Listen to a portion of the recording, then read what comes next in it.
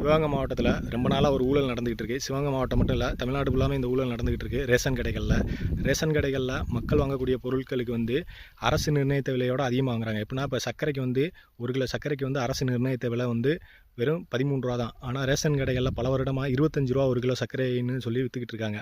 இது மாதிரி ஒவ்வொரு பொருளுக்கும் அரசு நிர்ணயித்த விலையை விட அதிகமாக தான் விற்றுக்கிட்டு இருக்காங்க. அடுத்து வந்து என்ன பண்ணுறாங்க அப்படின்னா, ஒரு பொருள் நம்மளுக்கு வேணான்னு சொல்லிட்டோம்னா அதை இவங்க பதிஞ்சு இவங்க எடுத்துகிட்டு போய் வெளியே விற்றுடுறாங்க. ஆனால் அதுக்கிட்ட வந்து மக்கள்கிட்ட காசு வாங்குறதில்ல. ஆனால் இதை இப்படி பதிஞ்சு இவங்க பேரில் பதிஞ்சு அந்த பொருள் அவங்க கைக்கு போயிடுது, இவங்க வாங்கின மாதிரி ஆயிடுது. அதை எடுத்துக்கொண்டு வெளியே விற்றுடுறாங்க. அடுத்து வந்து என்ன பண்ணுறாங்க அப்படின்னா, ஏதாச்சும் ஒரு பொருளை வெளியே இருந்து வாங்கிட்டு வந்து ஒரு 10 ரூபா பொருளை 15 ரூபா பொருளை வாங்கிட்டு வந்து இவங்க 30 ரூபா 40 ரூபாய்னு விற்கிறாங்க. இதுவும் தப்பு. அதாவது வெளிப்பொருளுக்கு அரசு அங்கீகரிக்காத எந்த பொருளையும் வந்து ரேஷன் கடையில் வந்து விற்கக்கூடாதுன்னு விதி இருக்குது. அப்போ இந்த மாதிரி ஊழல்கள்லாம் நடைபெறுது. இதனால் ஒரு ரேஷன் கார்டுக்கு கிட்டத்தட்ட ஒரு ஊழியர் வந்து ஒரு 50 ரூபாயிலேருந்து 60 ரூபா வரையும் சம்பாதிக்கிறார். ஒரு 1000 கார்டுக்கு அவர் போடுறாருன்னா நீங்கள் கணக்கு போட்டு பார்த்துக்கிறீங்க. 50 ரூபாய்னா 50,000 ரூபா சம்பாதிக்கிறார். அவரோட சம்பளம் வந்து 20,000 ரூபா தான். 20,000 ரூபாயிலேருந்து ஒரு 30,000 35,000 ரூபா வரையும் இருக்குன்னு வச்சுக்கிறீங்களேன். ஆனால் அவர் வந்து ஒரு 60,000 ரூபாயிலேருந்து 1,00,000 ரூபா வரையும் அந்த அவர் போடக்கூடிய கடைகளில் இருக்கக்கூடிய கார்டுகளை பொறுத்து அந்த விகிதமுங்கிறது மாறும். அந்த அளவுக்கு சம்பாதிக்கிறாரு. இதை வந்து நம்ம கவர்மெண்ட்டுக்கு வந்து தெரியப்படுத்தியிருக்கோம். அதாவது எப்படின்னா, நீங்கள் வந்து விலை வந்து அரசு வந்து இந்த பொருளுக்கு இந்த விலை தான் கொடுக்கணும் அப்படின்னு நிர்ணயிச்சிருக்கீங்க. அந்த இதை வந்து மக்களுக்கு தெரியப்படுத்தினேன்.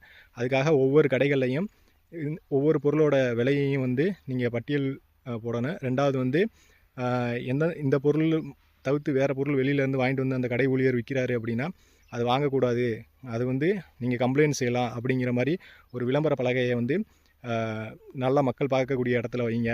இது மூலிமா இந்த மாதிரி ஊழல் வந்து குறைக்கப்படும் அப்படின்னு சொல்லி நம்ம வந்து கவர்மெண்ட்டுக்கு வந்து கம்ப்ளைண்ட் தெரிவிச்சிருக்கோம். இது மாதிரி பல இடங்களில் இப்போ எல்லா ரேஷன் கடையிலுமே முக்கால்வாசி நடக்குது. இந்த ஊழலை வந்து மக்கள் யாரும் கண்டுக்கிறதில்ல. அது ஊழல் தானான்னு மக்களுக்கே தெரியலை. இனிமேலாச்சும் விழிப்புணர்வுடன் இருங்க. இப்போ வந்து நான் வந்து எதுக்கு கம்ப்ளைண்ட் பண்ணியிருக்கேன் அப்படின்னா, சிஎம் வாட்ஸ்அப் செல், அதாவது சிஎம் செல்லுக்கு கம்ப்ளைண்ட் பண்ணியிருக்கேன். அது வந்து 1100ங்கிற வாட்ஸ்அப் நம்பரு. அதே மாதிரி 1100ங்கிறது கால் மூலியமாகவும் பண்ணி சொல்லலாம், ஃபோன் கால் மூலியமாகவும் பண்ணி சொல்லலாம். இது மூலிமா நீங்கள் இப்படி பண்ணி சொல்கிறது மூலிமா ஒவ்வொரு கிராமத்துலேயுமே ஒரு இளைஞரோ 2 இளைஞரோ பண்ணி சொல்லுங்கள். இந்த மாதிரி நடந்துச்சுன்னா பண்ணி சொன்னீங்கன்னா இதன் மீது ஆக்ஷன் வந்து விரைவாக எடுக்கப்படுது இந்த ஆட்சியில். இந்த ஊழலை ஒழிக்கிறதுக்காண்டி ஊழலை ஒழிக்கணும்னு சொல்லிட்டு நம்ம சொல்லிக்கிட்டே இருந்தால் பத்தாது. நம்மளும் அதுக்கான முயற்சிகளை அவங்க யார் தப்பு பண்ணுறாங்கன்னு காட்டி கொடுக்கணும். முதல்லாம் வந்து ஒரு பிரைவேசி இருக்காது, யார் சொல்கிறா யார் வைக்கிறான்னு வெளிப்படையாக தெரிஞ்சிடும். ஆனால் இப்போ அப்படி இல்லை, நல்லா செக்யூர்டாக பண்ணுறாங்க கவர்மெண்ட்டு. அதனால் நீங்கள் பயப்படாமல் அவங்க இதில் நடக்கக்கூடிய அநீதிகளை வந்து நீங்கள் கம்ப்ளைண்ட்டாக தெரிவிங்க. மக்கள் எல்லாருமே பயன்படணும்.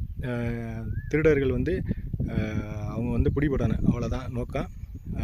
ஊழல் ஒழிக்கப்படணும். நன்றி, வணக்கம்.